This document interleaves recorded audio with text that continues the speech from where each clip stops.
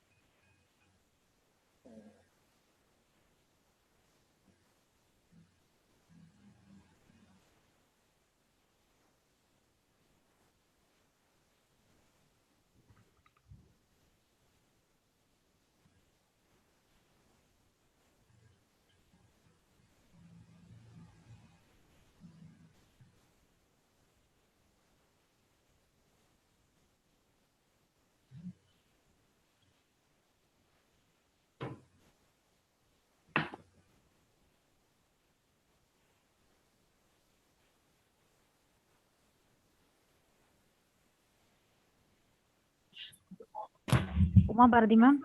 Ma'am, yes, ma'am. Yes. Shall we start? Yes, we should start now. We can start now. Yeah, ma'am. Okay. Let the participants can join. Okay. Okay, Let ma'am. them join. Okay, ma'am. Ma'am is waiting, so we will start. Yeah, okay, ma'am. Okay, ma'am. Sure. Good evening, everyone gathered here for this event. It's my delight to be an MC of this webinar of 2 weeks All India Faculty Development Program on emerging trends in online education. Let's begin the session with a wonderful quote. We are made for goodness. We are made for love. We are made for friendliness. We are made for togetherness. We are made for all of the beautiful things that you and I know. We are made to tell the world that there are no outsiders. It's my pleasure to give a cheerful welcome to you all. Your presence makes us very happy. Now, I would like to invite Ms. S. Srividya, Assistant Professor of English, Trinity College for Women, Namakkal, to introduce the resource person. Welcome you, ma'am. Thank you, ma'am. Am I audible? Yes, ma'am. Yes, you're audible. You can. A pleasant good evening to this aspirant arena as a whole. I am honored to be here to give the intro to the special guest. Matru Devo Bhava, Pitru Devo Bhava, Acharya Devo Bhava, Atidhi Devo Bhava. A good teacher can inspire hope, ignite the imagination, and instill a love of learning. Well said, Brad Henry. This quote is apt to our third session speaker, Dr. Anjali Patwardhan Kulkarni from Maharashtra. She has served as principal of N.B. Mehta Science College of Gokhale Education Society, Maharashtra. She procured her MA in English from the University of Pune and MPhil with an outstanding grade, besides PhD from the same university. Her areas of specialization are spoken skills, American and Commonwealth literature, literacy criticism, and translation. She has received Harimalini Prize for standing first in the University of Pune in the MA examination. She stood first in the course of American Civilization and awarded the prize grant a month-long stay in the Indo-American Center for International Studies, Hyderabad. She was selected for UGC FIP Faculty Induction Program in 1999 to 2001, attended a summer program in English Literature at the Oxford University with a scholarship in 1998 and received the Best Teacher Award by Gokhale Education Society in 2009, invited as chairperson at British Association for American Studies Conference, UK in 2010. She received Best Translation Award by Granth Samvad in 2016 and Saraswati Award for long-standing contribution to the field of education in 2020. She's a resource person, plenary speaker at conferences, and a member of NAC, editorial board of academic research of K.S. Vani Institute of Advanced Studies, reviewer of international journals, and published a number of articles in Marathi dailies and 50 research articles in journals and books. Her articles are published in University News. She was appointed as content expert for English literature in Vishwa Sahitya Kosh and Marathi Sahitya Parishad in January 2017. She's a NAC associate member team from January 2018, worked as a member of 2 advisory committees of the NAC for state-level quality assessment and quality improvement of higher educational institutions in 2020. She was the vice principal in HPT Arts RYK College of Science, Nasik from 2002 and later as principal of N.B. Mehta Science College of Gokhale Education Society from 2006 onwards.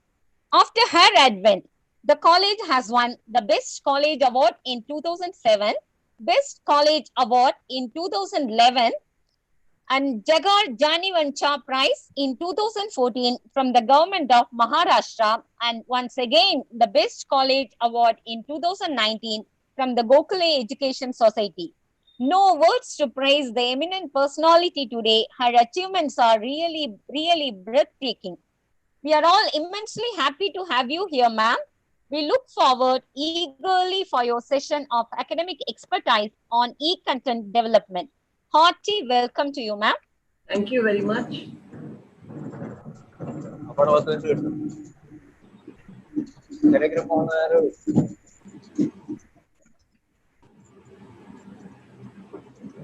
Thank you, ma'am.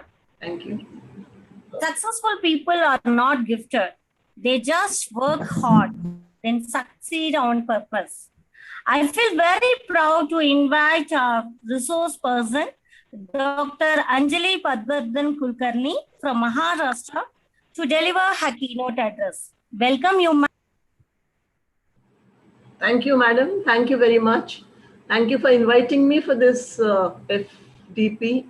because the title of the FDP itself and your brochure is very interesting. You have mentioned in your brochure at the title page that this is the first time in India that along with the capital, you have 28 state speakers.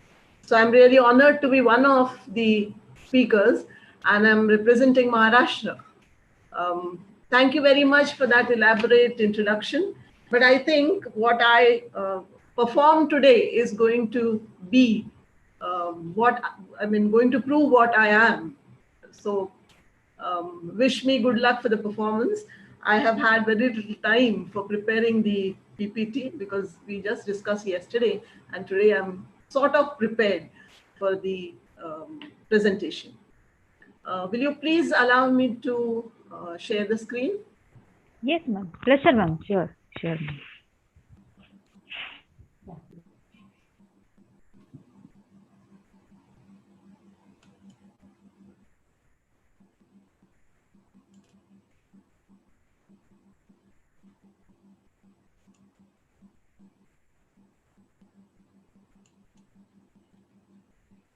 Is the screen visible? Yes, ma'am. It's visible. And my voice audible? Yes, ma'am. It's audible. You Okay. can. Thank you, ma'am. So this is how we prepare for an online lecture. When we go to before we go to our classes, we probably look into the mirror, peep into the mirror to find out whether we are okay before going into a real class. Now, before entering a virtual class, probably we ask these two questions and they have become very routine. You ask whether you are audible and whether you are visible. Well, as I said, thank you very much for having me today. And the title of the FDP, Emerging Trends in Online Education, I'm going to speak on developing e-content. I would like to, before I start my presentation, I would like to suggest that you could treat this presentation itself as e-content and then find out what are the plus, what are the not so good points about the presentation itself. Usually in an FDP, when we speak to the participants, we also have some assignments that are given to them. I wasn't able to prepare the assignments, otherwise I would have prepared some Google Forms.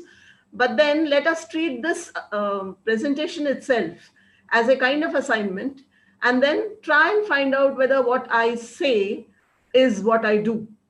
In the sense, what I'm talking about e-content or developing e-content has already been followed by me when I have prepared the PPT.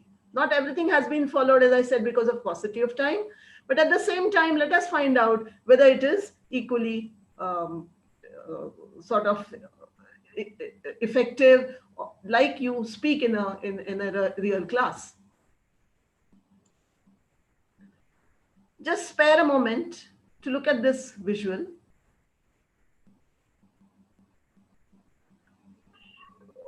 A picture speaks more than what words can. A picture is worth 1,000 words, as you say. This toddler, do you in any way associate yourself with this toddler? Ask yourself the question, what is the child doing? What is the child trying to do? And what do you think the child is going to achieve?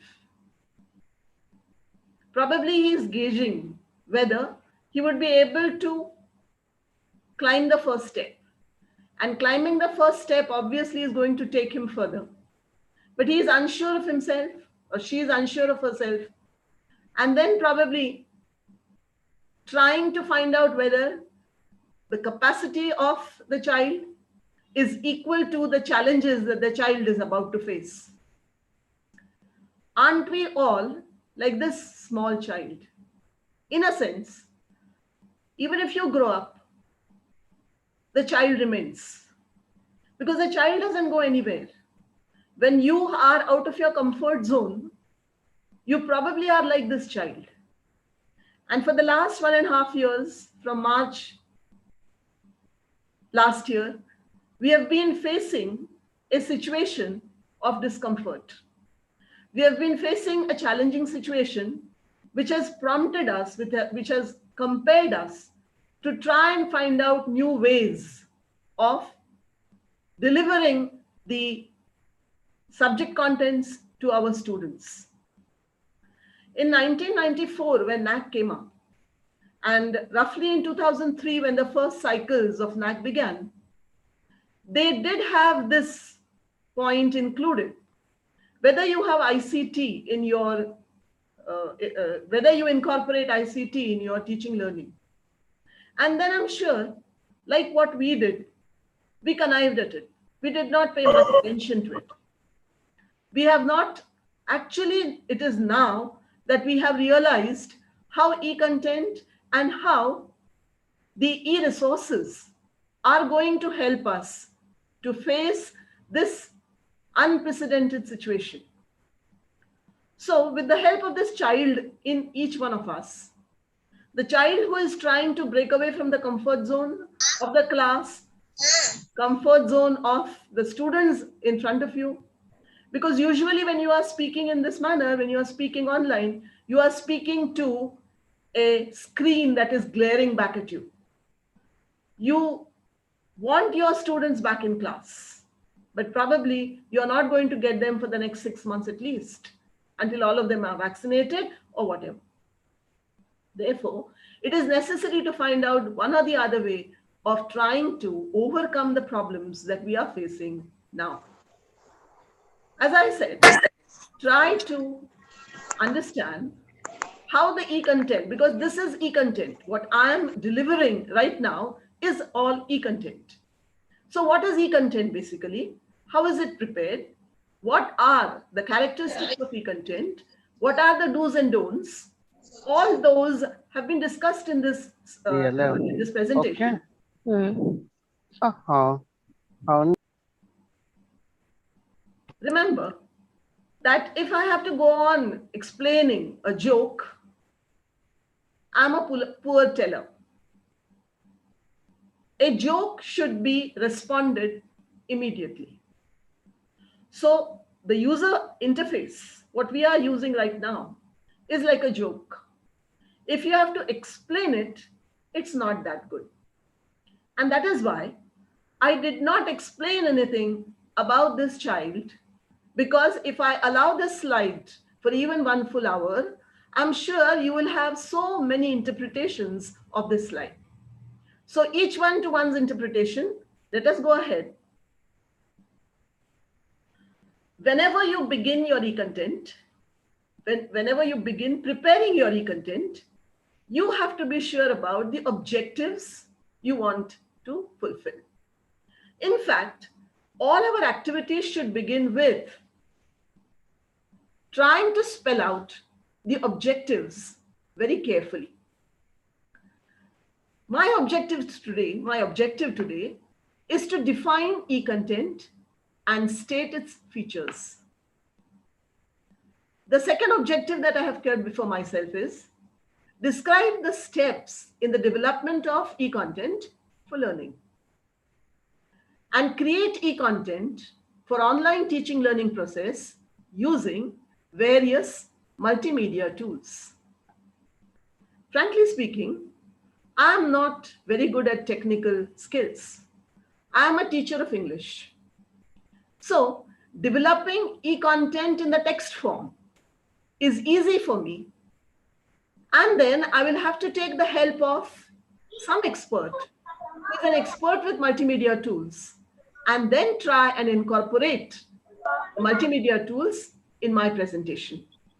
Unfortunately, I didn't have time yesterday, and so I was not able to. So this is one thing. This is one thing. Kindly mute your phones, please. This is one thing that you will not observe. I mean, the incorporation of the multimedia tools, which I'm suggesting in the third part, may not be found in my presentation. We are talking about the emerging trends, the emerging times. When the times change, the tide changes. When the tide changes, the time changes. And when the time and tide both change, we have to change. As is very, very often said, change is the only truth of life. Therefore, today we are now facing a situation where there is a sea change that has occurred in academics. What is that sea change? Online learning. And therefore, online learning is not the next big thing. It is the now big thing. And therefore, we have to pay attention to honing these skills which are required for the online learning. The most important principle for designing lively e-learning is to see e-learning design not as information design, but as designing an experience. All this will apply to the PPT that I'm presenting. Is this going to be an experience for you? Or is it going to be just passing on information? Even passing on information is a kind of experience. So, whenever you are into preparing e-content, you must be sure that you are not just giving drab information, because students will be able to get that information from so many sources that are now available on the internet. What we are doing, what is so special about us as teachers, is we are not just people who transfer information from one place to the other. We are people who create experience for the students to understand that information. When it comes to e-learning, content means everything.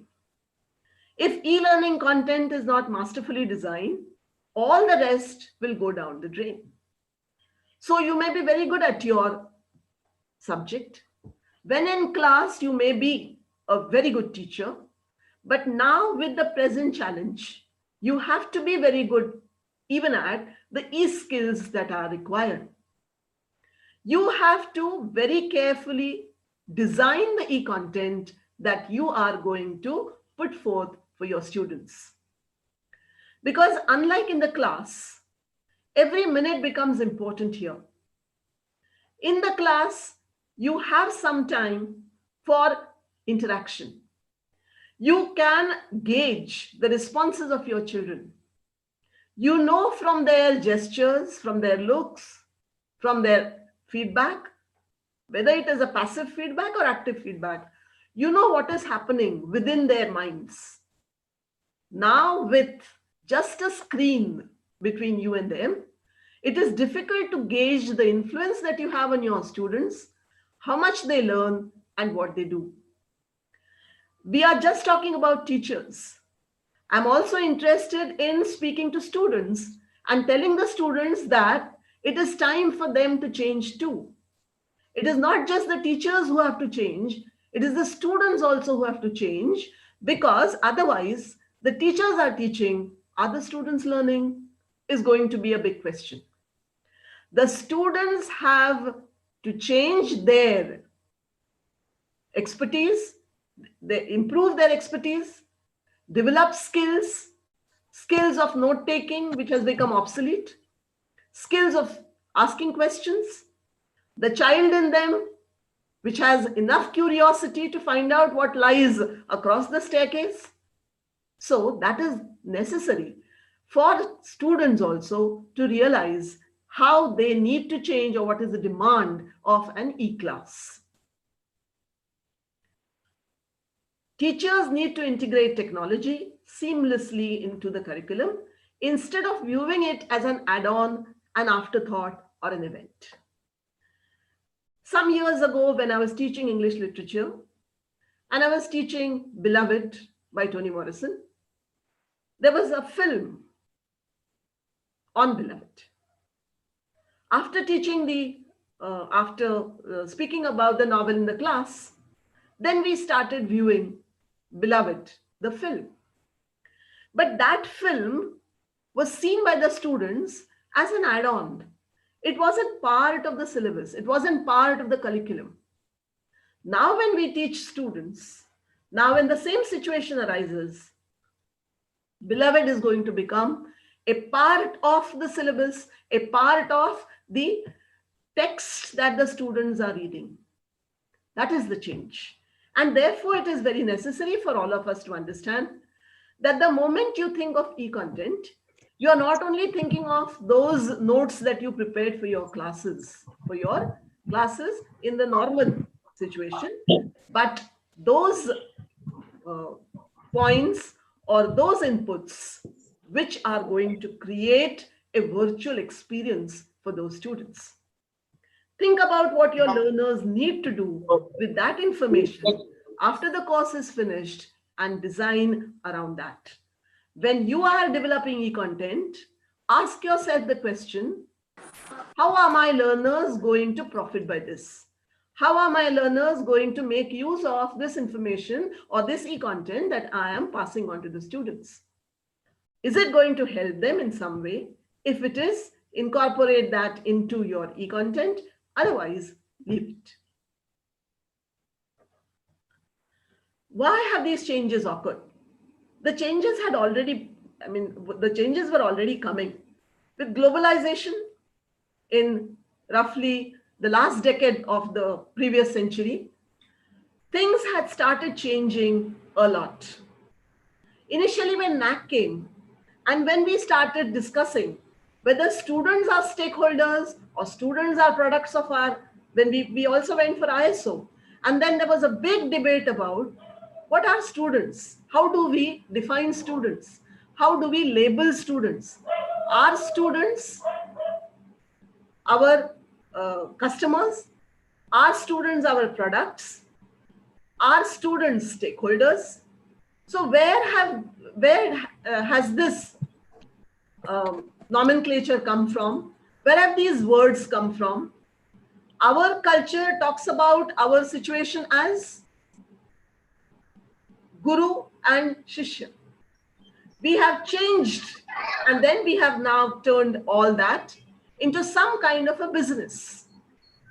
It has become an economy. It has become an economy. And therefore, this change that has come over has been a very, very difficult change for all of us who have been tutored in the old school. But let me tell you, there is one more very important advantage that we have got, and that is the opening of so many avenues, the opening of so many opportunities and possibilities, the opening of a democratic setup. Otherwise, we would have had people who had a monopoly over certain things. Who is now able to, or who can in the sense permitted, who is allowed to, who is permitted to prepare e-content? Anyone? Anyone who feels that he or she is good enough is able to prepare e-content. This was not the situation earlier. There were monopolies, and somehow this monopoly has been questioned in, especially during the pandemic period. So these emerging trends are because of the advent of internet and the World Wide Web, because of global digitalization, the advancement in technology, powerful and innovative digital devices and tools to improve educational outcomes, which we'll be talking about a little later. The use of digital content and devices will improve teaching and learning and enhance educational opportunities. So these emerging trends, we need to ride on this wave. We need to understand the impact of these trends in order to find out how exactly we would be able to make our students better learners and internationally competitive. We have transited now, for the time being at least. Hopefully we might go back to our classes in January. One doesn't know. With the third wave and all that, we are not very sure. So at least for the time being, we have transitioned from brick classrooms to click classrooms. In a way, it was a compulsion for us. We could do nothing after last March when the college campuses were closed down. So from brick classrooms, we have transited to click classrooms. Technology will be about the content, not the container. In a world where knowledge is a mouse click away, the role of the educator must change. That is why I've been trying to explain to you that please revive that small kid in you. Because unless and until you revive that small kid, your curiosity quotient will not rise. And if your curiosity quotient doesn't rise, then probably We do not want to break away from our comfort zones. So what is e-content? E-content is nothing but digital content. Content that is uploaded, content that is prepared digitally. E-content is electronic content. Digital content that can be transmitted over a computer network, such as the internet. A digital text and images designed for display on web pages, which is suitable for a particular audience. Any content product available in a digital form typically refers to music, information, images, whatever. I want to draw your attention to that word particular audience. And that is why I've been trying to talk to you about how your students need to be molded also. This is meant for a particular audience, meaning those who are capable of, skilled in receiving this content. See, you might hone your skills on developing e-content, but you have to see that your students are prepared to receive the digital content. Because what happens is they might be very good on social media, but they may not be very good on the academic media. E-content, what are we going to understand in e-content now? The meaning of e-content and the standards. I've said that right from the first point. We start with objectives. What is my objective in speaking about what I'm speaking right now? So whenever you do anything for your class, whenever you are developing e-content, start with the objectives. Referring to NAC again, you have objectives specified for a certain course, for a certain text, for a certain paper, whatever it is. So objectives are very important because they set the goals.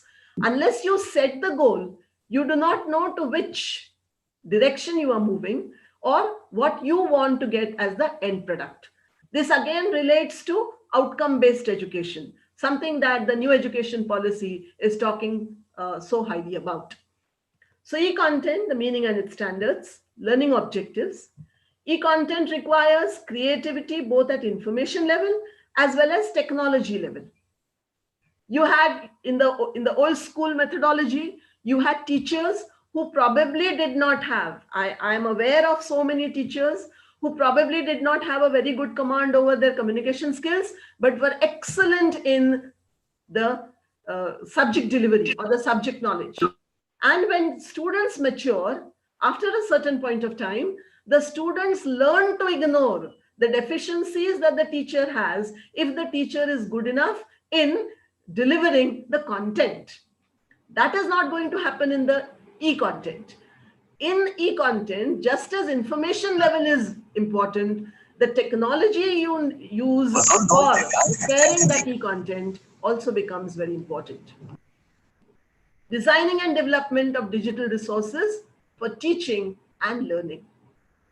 How do you design, how do you develop the digital resources for teaching and learning? Another point that I would like to place before you is, whenever you are presenting a PPT, every slide should follow the 6x6 rule. That is 6 points, each point having not more than 6 words. Not that I have followed it in all the slides, but this is one important point that I would like to make. Otherwise, our slides are full of text and people simply read. That is not expected. The slide simply suggests what the speaker is trying to put forth. For you to understand, for the audience to understand what the speaker is trying to explain. So 6x6 is something that you ought to remember. 6 points per slide and every point not more than 6 words, because you are writing in the form of not sentences, but phrases. In most of these slides, you will find that I have not put a full stop anywhere because none of them are sentences. They are all bits of phrases. In what form does e-learning content come up to you? Or how do we develop e-learning content? In what form? As I said, my PPT itself is e-learning content. So slide-based courses is one type of e-learning. quizzes, training videos, videos that are used for training purposes, podcasts, dialogue simulations, ebooks, interactive videos, virtual reality and augmented reality sims, games, animation, and blogs. I purposely said serious games. Should not be misunderstood. Just games should not be misunderstood. Serious games. Because even while we are watching this PPT, you could have had some games. Had I some more time, I would have been able to develop some games for us, so that all this is also necessary, because you need to get an experience of what you are learning or what you are trying to understand. So these are roughly the 11 forms of e-learning content. So you can use any one of these, or you can make use of two or three, match two or three, put two or three things together and prepare e-content. I'm really very impressed, by the freedom that we get when we are making use of this e-content methodology. We are really very free to make use of so many things which we are unable to make in a class, in a regular class. So developing e-content, as I've said even in the beginning, clear learning objectives. If you are preparing a module for, say, teaching nouns, since I'm an English teacher, I think that is what comes to my mind. If you are going to prepare a module for teaching nouns, and especially common nouns, then my clear learning objective is going to be, after going through, after reading, after understanding this module, students will be able to identify nouns. Students will be able to identify common nouns. Students will be able to make use of common nouns in their sentences. So these are the three objectives that I would place before myself if I am preparing a module on nouns, and in nouns, common nouns. Do not overload your content with more objectives. 3 to 4 objectives are enough for one module. Pick a design, model, or method. Multimedia elements. Create assessments. What happens is our students become passive listeners. You have to create assessments in between through Google Forms or through whichever assessment format you have, so that they are kept awake, so that you understand, you get a feedback. Getting feedback is very important. You get a feedback regarding, when you create assessments, you get a feedback regarding the effectiveness with the of your delivery of whatever you have presented before them. Select an authoring tool, present the storyboard, and test your storyboard. Instead of a blackboard, instead of a whiteboard, we are talking about a storyboard now. These are some of the multimedia elements of e-content: text, pictures, animations, presentations, sound, and video. How do you start preparing your e-learning content? Things have already taken place. Nothing is original in this world. Therefore, courses have been administered, teachers have taught, but then at certain points, you feel that there are gaps between what the teacher teaches and the student learns. I remember a few years ago, when we had a junior college conference in Nasik, we were trying to change text. We were trying to improve the text. And one of the chapters was based on Mihir Sen, the ace swimmer. Some teachers objected to that and said, well, we live in rural areas, we live in mountainous areas. Our students have never seen a sea. So probably they would find this chapter on Mihir Sen, they might find it very difficult. Our response to them was, that is exactly where a teacher's role begins.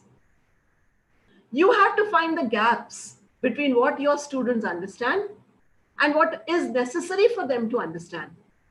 So, gauging these gaps, pinpointing these gaps is one important way of establishing where e-learning content can be administered, or what are the important inputs that you can give because you are handling a different medium. Plan a strategy.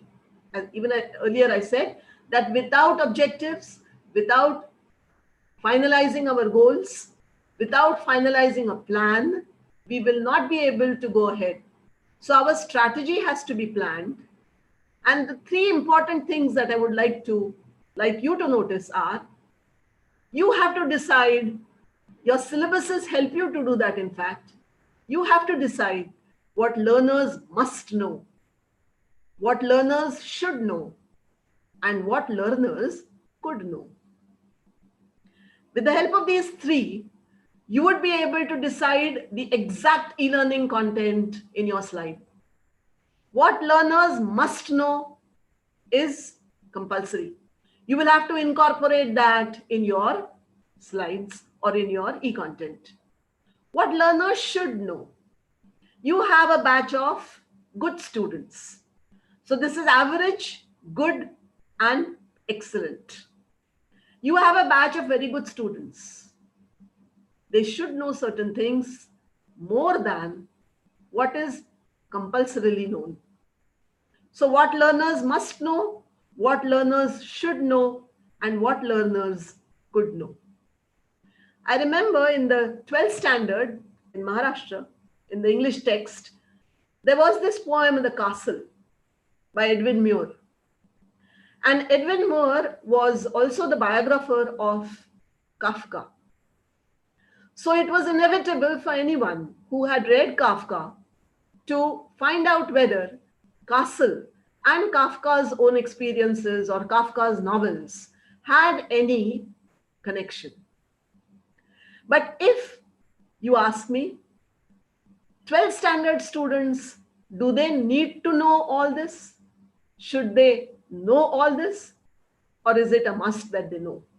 You have to make a distinction between, because knowledge is limitless. You have to decide what your learners must know, what your learners should know, and what your learners could know. So then, in order to develop content, e-content, you have to create an inventory. And while creating that inventory, these are some of the do's and don'ts that you have to follow. Shed out dated, inaccurate, and incomplete material.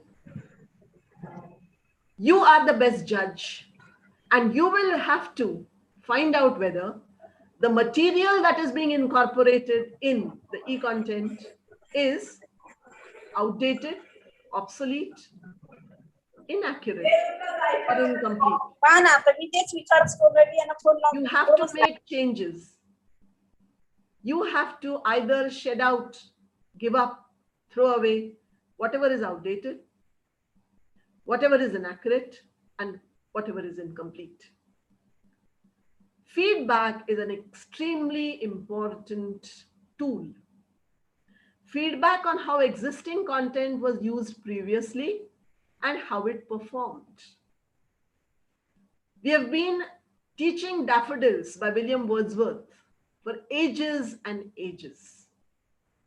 You meet William Wordsworth in class 2, you meet him in class 5, you meet him in class 10, you meet him in your BA final class or your MA also. The same poem being taught to you at different levels.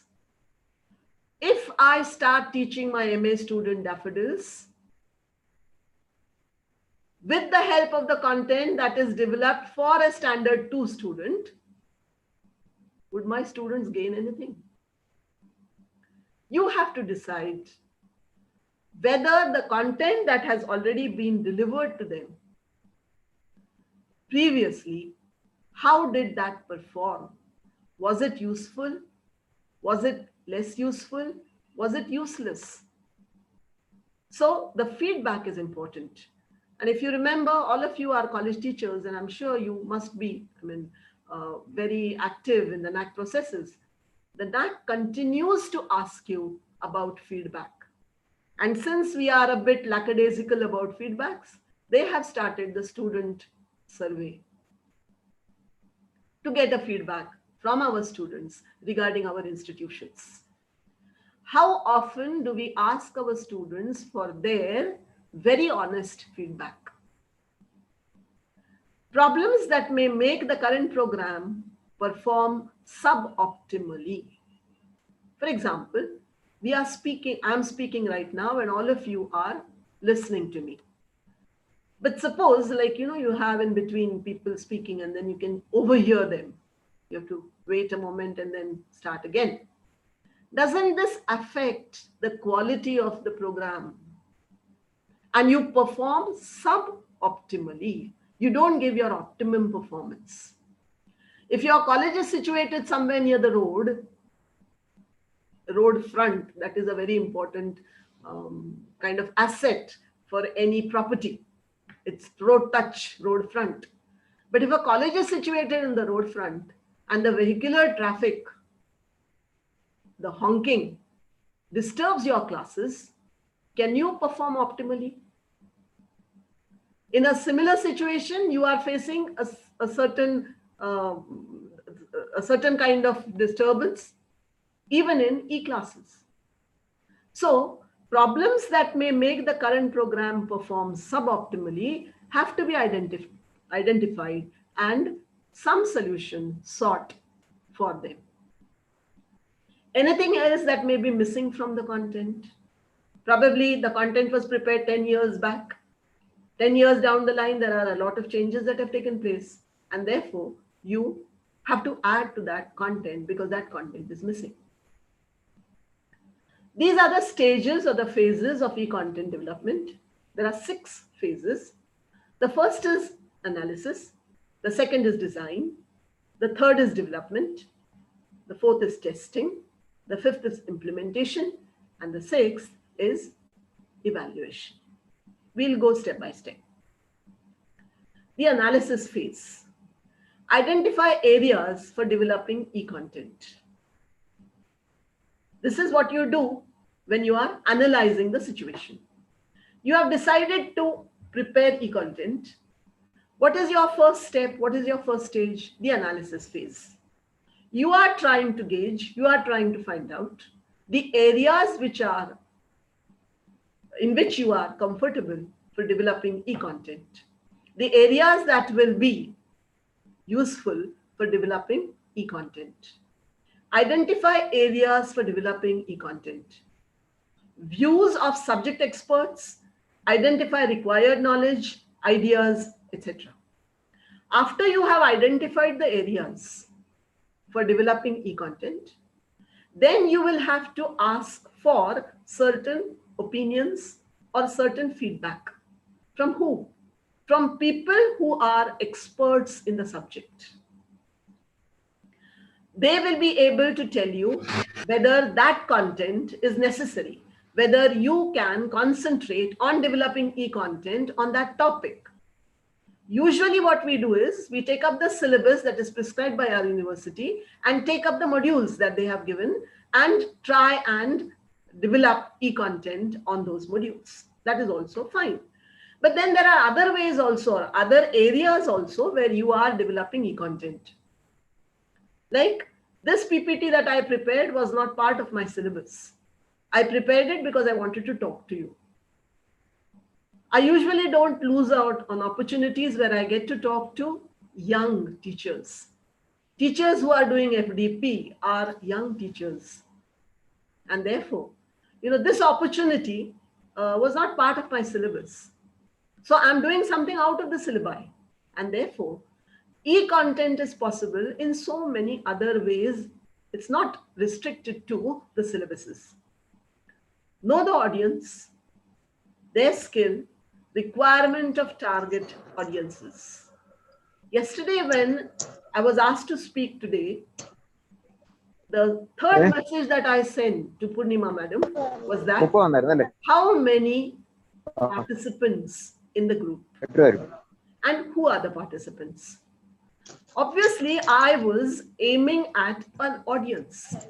Unless you know your audience, unless you know what background they come from, background in the sense that their academic background, their skill sets that they must be having, you will not be able to deliver the content requirement of target audiences.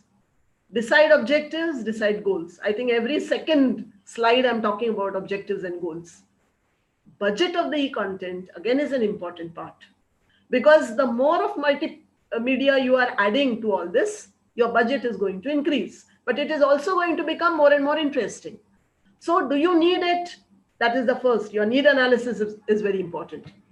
Delivery methods and its constraints and deadlines. Very, very important. Managing deadlines is an important part. So the first step is the analysis phase. So knowing your target learners, identifying course goals, defining learning objectives, and need-based content. Either you create it, you collate it, you derive it from various sources, you put it together. So all this is necessary in the analysis phase. Then you study then you decide the process. In the analysis stage itself, you decide the process that you are going to follow. So what kind of a template, what kind of a storyboard you are going to make use of. Then you have to organize the content into its logical bits. You can't go on and on and on. As I said, 6 by 6 is what a slide expects. So 6 points, 6 words. How are you going to manage your entire content in that much of time? Today I have to speak a lot. I have about 57 slides and time is running out. I've been allotted just 1 hour and I think I have not even come to the middle of my presentation. Deciding the process, add and sequence design elements, compile the design elements, select an authoring tool. All these are the important steps in the analysis process. Then the storyboard process. What do you do when you decide how to present your e-content? First of all, you gather all the content together. Then you organize the content, you draft it in a proper way, you review it, and then you finalize it. I don't think this is rocket science. We have been doing this when we are talking to our students face to face. When we were creating our notes, when we were preparing notes from different resources, when we were writing down the notes from various texts, I think we were doing the same thing. It is only that today we are pointing out at this process because it needs to be very carefully followed. You have to gather all your points, you have to organize all your points, you have to draft it well, you have to review the draft again, and then you can finalize your e-content. So what is storyboard? I mean, you must be curious to know what is a storyboard. A storyboard is nothing but a format like Word or PPT, whatever your choice is. And then you add the elements to that storyboard template. The storyboard has to have a title, a header with the project name, course name, date, a box to represent the screen number, and an area to represent that box at the footer where you can type the text that you want to deliver. These are the elements. The first is the layout. I would be going a little fast about this.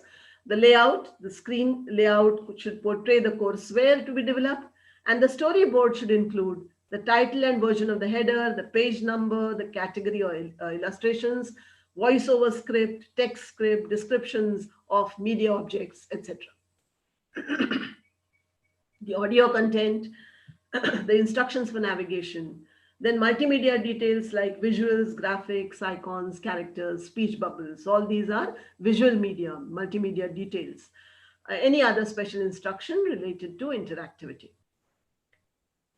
Talking about the advantages of the storyboard, of course, it helps us to illustrate our ideas. It is something like the brainstorming session that we have when we are writing an essay or when we are discussing something. So the storyboard helps us to illustrate our ideas, deliver engaging and visually rich e-content, helps to create an organized sequence of the story, and makes the design and development process of e-content efficient. After the analysis phase comes the design phase. The complete design of the learning solution, use of relevant software, planning e-content and preparing the text, creative and innovative interactions of subject content, text, pictures, videos, and suitable animations. All this have to gel in well with the text that you are creating. Otherwise, it should not appear superficial or superimposed. So it should gel in well with the content. In the design part, you have the instructional design, and then the most important is the learning outcomes that this curriculum has given you. The introduction with which you begin is a short overview of the lesson and should motivate the learners to experience the lesson. The next part is the content, which is based on learning theories that will enable learners to master the concept. Your explanation should be kept to the minimum on the board. When you are speaking, when you are talking, then you can go on into further explanation. But do not write a lot of text on your slides. Activities that get responses from learners should be incorporated in the design so that you can possibly engage them when they are learning. They do not go off to sleep. Guided to discover or construct the concept or skill, and guided exercises based on the need of the subject. The third is the development phase, which is the actual production of the e-content. You have already analyzed, then you have decided on your design. Now you develop that e-content. And then the actual production of the e-content design. You create the e-content by mixing of text, audio, video, animations, references, blogs, links, MCQs, multiple choice questions with programming specifications like home, exit, next, etc. So this is how the development phase is reached. In that you have audio and video. I'm just going to very cursory talk about this because I'm not an expert in this. Narration or voiceover, music, speech, sound effects. If voiceover is to be used, prepare the script of the voice and write it on the module. The chunk text can be delivered as an audio. The voiceover should be synchronized with the text. Many a times you find that the text goes ahead and the voice comes later. The physics teacher will tell us that this happens with the lightning also. But we are not supposed to behave like the lightning, the thunder. We are supposed to sync in with the audio and the video. Voiceover should be synchronized with text, video, animation, or graphic, whatever you have used, and the voiceover must be appropriate. The volume, tone, pitch of the audio should be consistent and clear throughout the learning form, whichever form you have made use of. I spoke about 11 different forms. It should not cause any distraction. Your pronunciations must be clear, correct. Your voice modulation should be perfect, and there has to be a neutral accent. Language use should be linguistically correct, relevant to the subject, appropriate for the target group, and cordial. The audio video should follow the standard British English. If you are, of course, preparing in English, you can prepare in other languages also, but I think it is the same for other languages also. The background music should adhere to the Copyright Act. Let me tell you that, innocently you pick up something from the net. We faced a certain problem last year when it was the beginning of this kind of an experience. We started off with the Sharada Stavan, and that was borrowed from the internet. And the second day we received an email saying that you will have to pay so much money because it is registered under the Copyright Act and you have violated that act. So that college had to shell off some money because they had violated that act. They had done that innocently, and I think the party did realize that it was an innocent gesture, but then of course they had to pay for that copyright. So be careful that you do not borrow things that are not I mean, that are copyrighted, that are not free, or you are going to pay for that copyright. Sound effects should be relevant to the content. No overlapping, distortion of the audio. Short sentences should be used wherever possible and appropriate. The voiceover should tell only what is relevant. Short and simple audio script should be used. This is very important because, you know, every moment अभी in तो the कुछ बच्चे passing थोड़ी आ रहे moment, हैं। we will sir have mummy भी इसलिए नहीं तो हम नहीं आते हैं short अभी and simple audio बच्चे script होते should तो be used. We need to be very precise, long drawn sentences, many lines in one paragraph. All that is going to become a big obstacle for our students to follow what you are saying. This is about a brief description of the video content which is to be included. The video should be of the following standards: not more than 25 to 30 minutes. The format should be in these pixels. High resolution files at the rate of 25 Mbps and low resolution files compressed at 500 kbps on MP4 file format.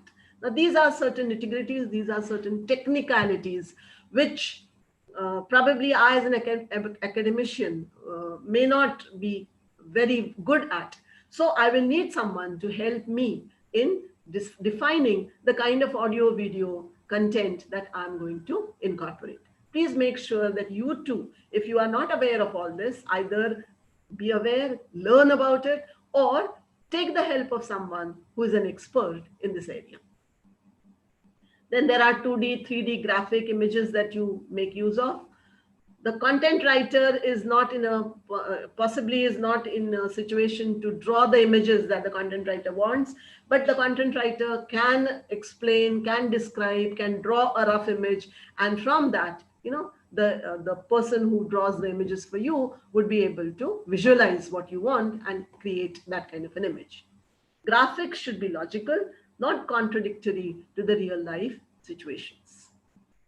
They also should be used to highlight key information. Do not crowd your presentation with graphics. Again, that becomes a kind of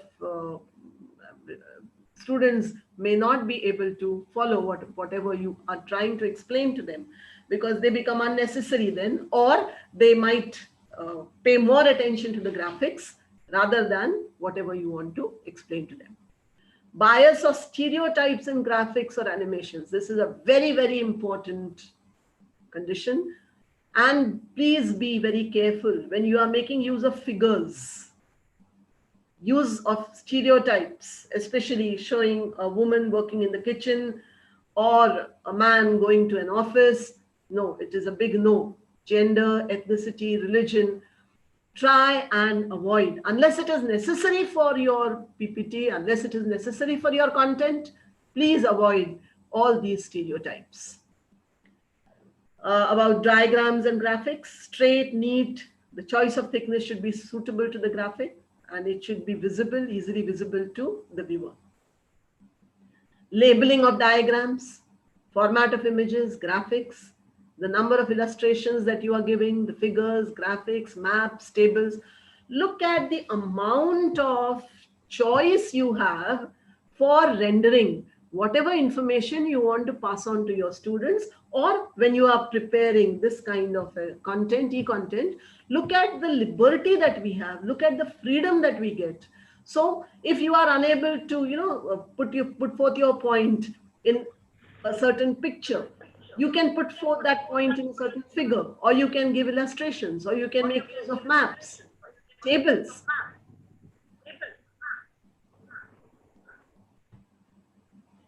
These are again some very technical points. The EPS, vector drawings, the tagged image file format, color, the way in which the colors are used. See that you make use of a color, the combination of colors that go with one another. So you have help. Of course, you get help from the internet also for all these things. After the first three phases, the first was trying to find out what exactly, analyze what you want to do. The second was designing. You come to the fourth phase, the testing phase. Now you have prepared the e-content. but you have yet to give it to the original students, originally to the students. What you have to do is you have to have the testing phase.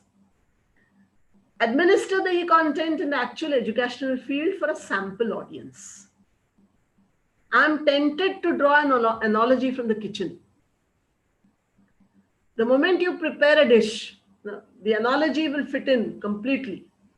You want to prepare a vegetable, you go to the fridge, you find out, first analyze what kind of vegetable you have, who likes what in your family, then decide which vegetable you are going to cook.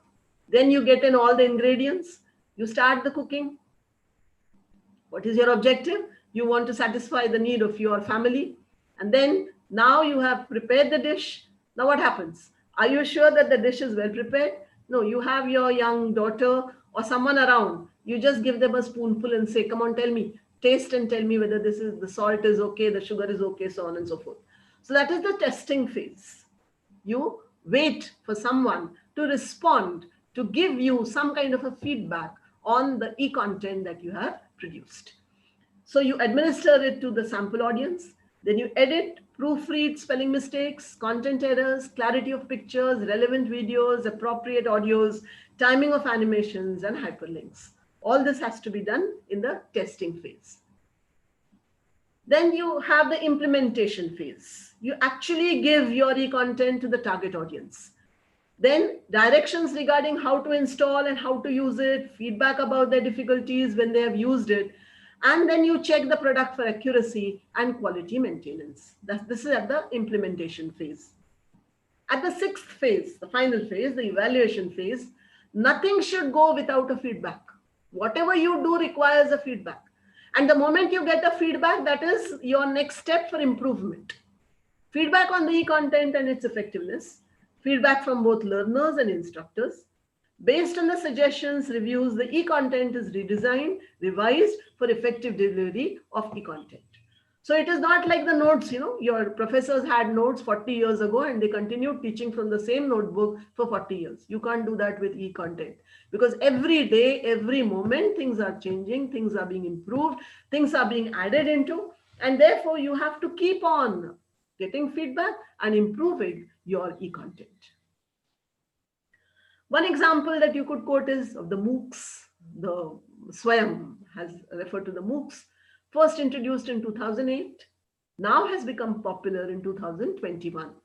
What are MOOCs? MOOCs are massive open online courses. There are 4 points in the MOOCs, quadrants of MOOCs as they call it: the video lessons, the e-learning material, the notes, assessment, discussions, and clarification of doubts. These are the 4 steps you find in the MOOCs, the 4 quadrants as they call it. In the video lessons, these lessons are prepared by the experts. There are various forms, visual images, presentations, animations, videos, podcasts, blogs, live streaming classes, YouTube, apps like Zoom, Loom, screen recorder, Google Slides.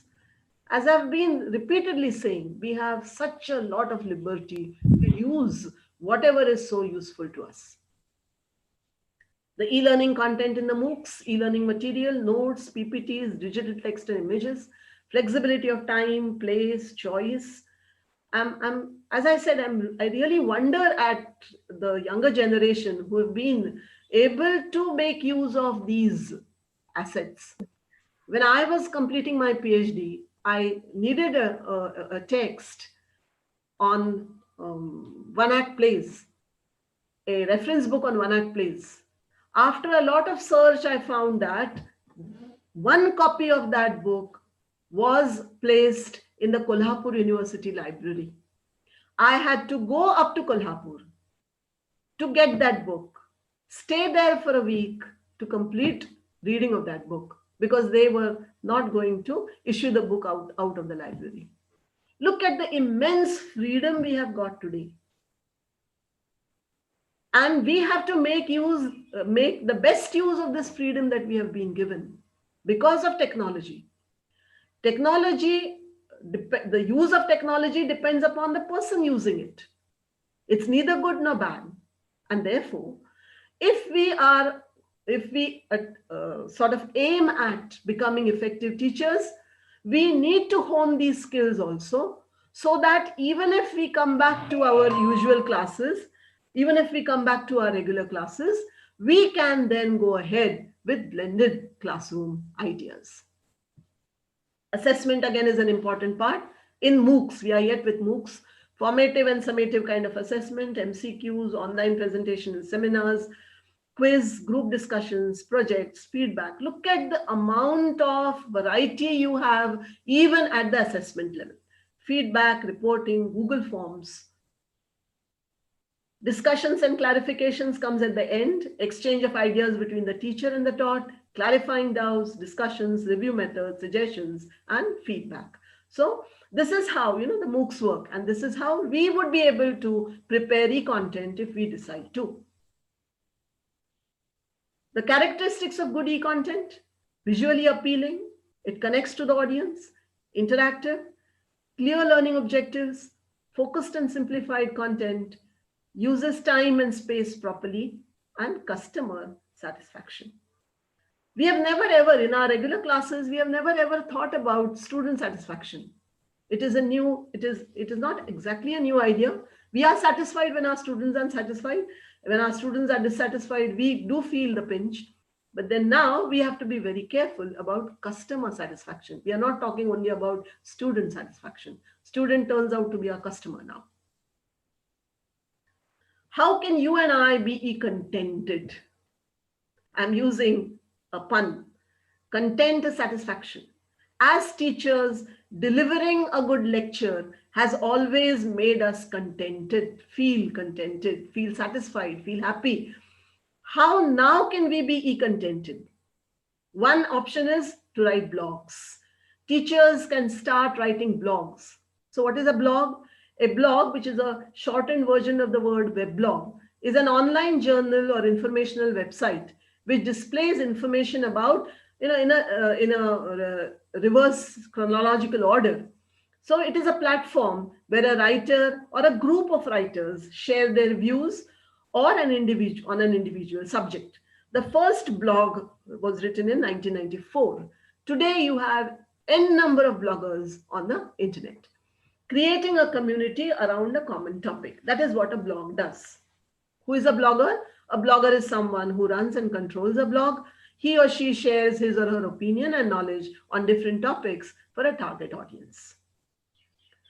So if we are into blog writing, these are some of the tips. Your title, the article of the blog or the title of the article you are writing has to be very significant. It has to be eye-catching. It has to attract the reader's attention. Write in simple language, good writing skills, originality, error-free grammar, punctuation, syntax. Please be careful about that. Consistency. So if you write a blog today, when you take leave at the end of the blog, promise that you would come back next Monday or next Tuesday. Suppose you have written your first blog on this Monday, promise that you would come back in 15 days or you would come back in a week. So your consistency matters. In creativity, honesty, get it reviewed from a moderator to find out what is missing, to find out what can be improved. Allow comments and feedback. Work or respond to the feedback. Edu blogs, this is very important for us. There are 3 types of edu blogs: tutor blogs, student blogs, and class blogs. In the tutor blog, the teacher writes in the blog. In the student blog, the student writes in the blog. And the class blog is where both the students and the teacher will write about a certain topic, a certain subject in the blog. The second is a podcast, which is a recording, a radio program, or even a video at times that somebody can download from the internet. A podcast is essentially a talk or radio series, but on demand. This means that listeners don't need to turn up and tune in live. They can listen to it anytime, anywhere, whenever they are free to listen. A podcast is focused on a certain theme or a topic. A podcast is episodic. It goes in episodes, chapters, point to point. Of spoken word, digital audio files that a user can download to a personal device for easy listening. These are some of the podcast tips. Focus on the topic, suitable title, name, format, length, prepare the script properly, rehearse before recording. Please rehearse, practice, and then be consistent. Like you are on the blog, be consistent for the podcast also. This is where I stop. These are the acknowledgements. I have derived material from these sources, and I'm thankful to them for the material.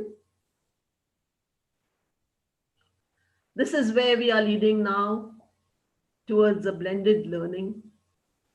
So we need to hone both the skills. You can't give up on the books. You can't give up on the computer. You have to see how they both gel together as they have gelled in this image. And this obviously reiterates the point that learning never ends. I began with staircase. I began with the child on the staircase, trying to either go up the stairs or gauging his own capacity of climbing the stairs.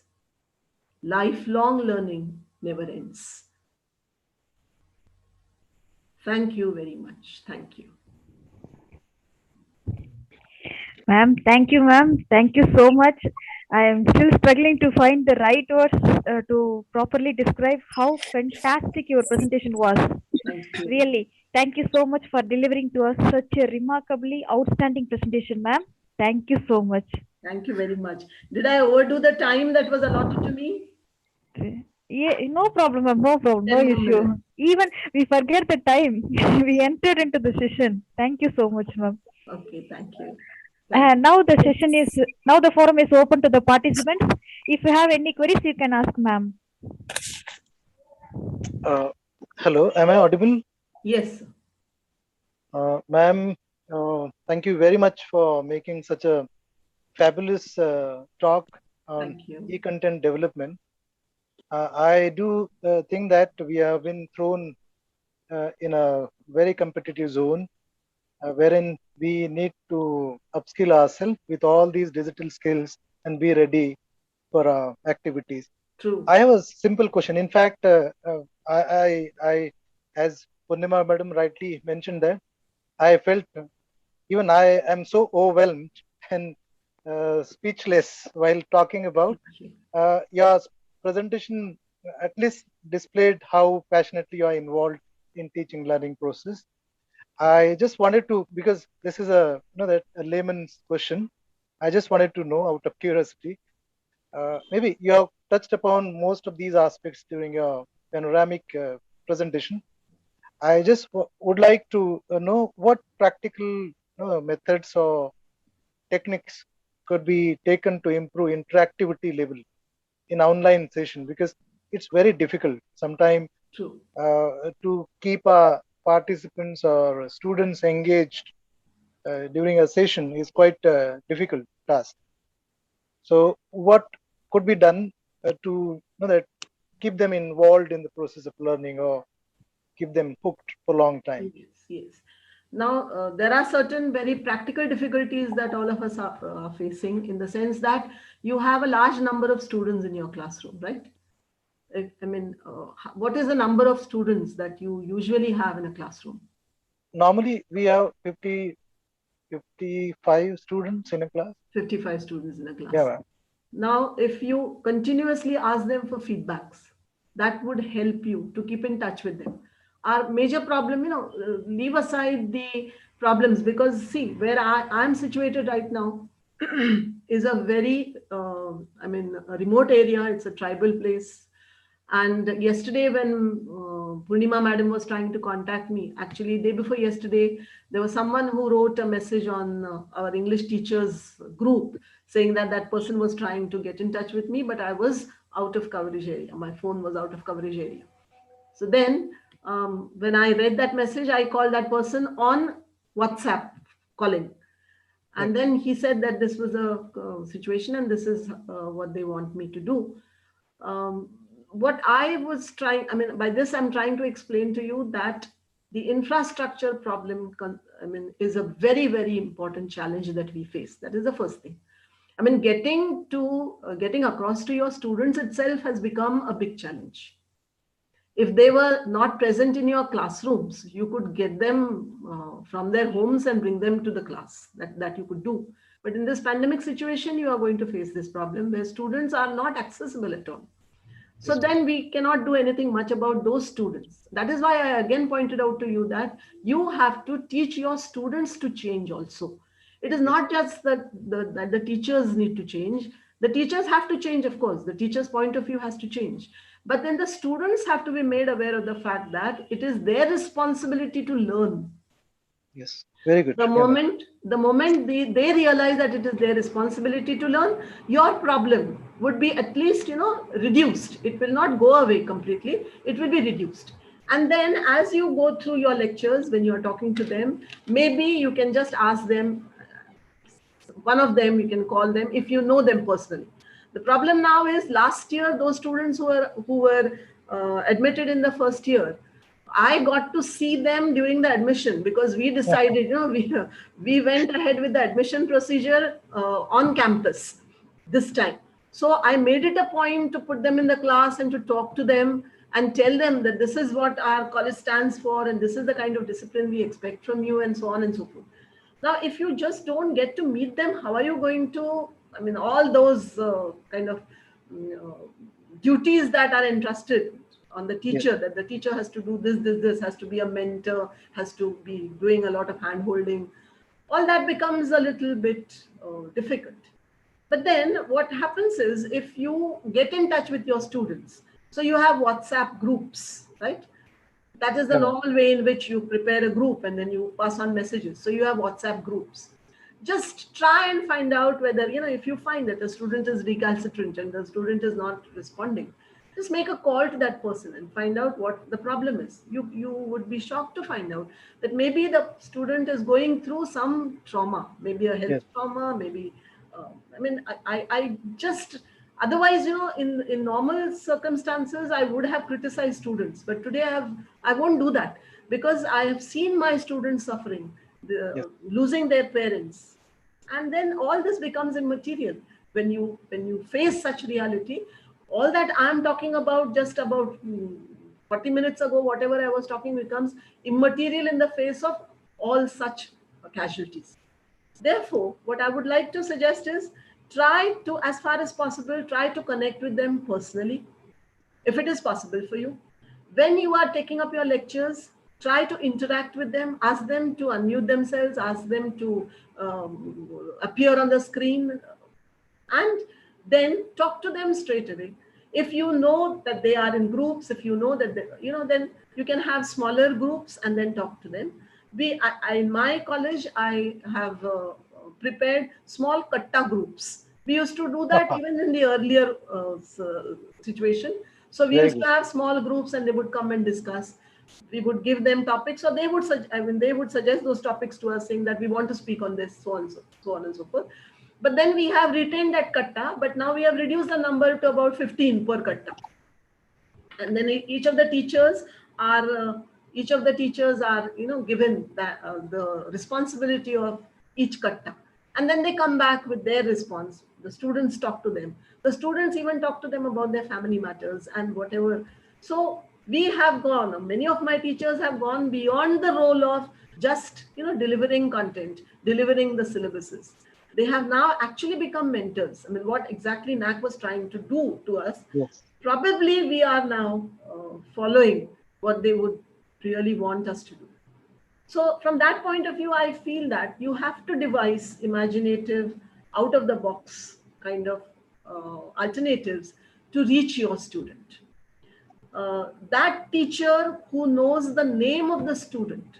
I had a teacher who taught me for about 4 years, and he would remember the name of every student for all the 30 batches that he taught.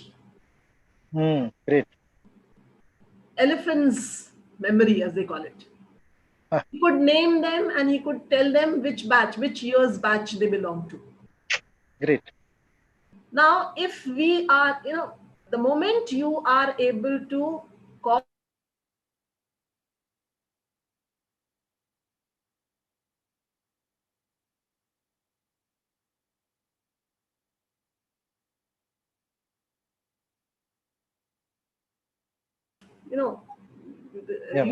you will be able to control them.